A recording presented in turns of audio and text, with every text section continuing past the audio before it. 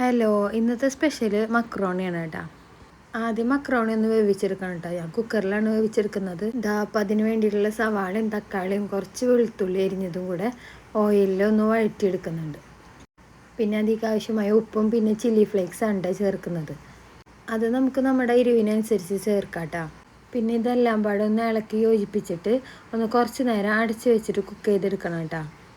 പിന്നെ എന്തിലായാലും ഈ സവാളയും തക്കാളി ഇതുപോലെ കിടന്നു കഴിഞ്ഞാൽ കഴിക്കാത്ത പിള്ളേരുണ്ടല്ലേ, അതിനുള്ള സൊല്യൂഷനും കൂടെ ഞാൻ ഈ മക്രോണി ഉണ്ടാക്കണതിൽ കണ്ടെത്താറുണ്ട് കേട്ടോ.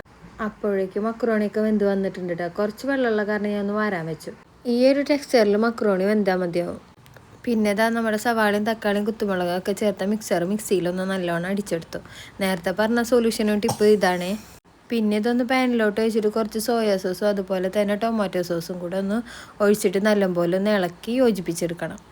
ഈ ഒരു മിക്സ് സെറ്റായി കഴിഞ്ഞാൽ നമ്മുടെ നേരത്തെ വേവിച്ച് വെച്ച മക്രോണിയും കൂടെ ഇതിലോട്ട് ഇട്ട് കൊടുക്കാം. ഇതൊന്ന് നല്ലപോലെ ഒന്ന് മിക്സാക്കി കഴിഞ്ഞാൽ നമ്മുടെ സൂപ്പർ ടേസ്റ്റി മക്രോണി റെഡിയായേ. പിന്നെ ഓയിലിന് പകരം ഞാൻ ബട്ടറും കൂടെ ചേർക്കലുണ്ട് കേട്ടോ. അപ്പോൾ ഈ രീതിയിലൊന്ന് പിള്ളേർക്കൊന്ന് ഉണ്ടാക്കി കൊടുത്ത് നോക്കട്ടെ. നല്ല ടേസ്റ്റുമാണ്, പിന്നെ അവർക്ക് ഇഷ്ടമാവും ചെയ്യും. പിന്നെ ആകെപ്പാട് ശ്രദ്ധിക്കേണ്ടത് ചില്ലി ഫ്ലേക്സ് ചേർക്കുന്ന കാരണം എരിവ് കൂടുതലുണ്ടോയെന്നാണ്. അപ്പോൾ എല്ലാവരും നമ്മുടെ വീഡിയോസൊക്കെ ഒന്ന് ഇഷ്ടമായാൽ ലൈക്ക് ചെയ്യാനും നമ്മളൊന്ന് സബ്സ്ക്രൈബ് ചെയ്യാനും മറക്കരുത്.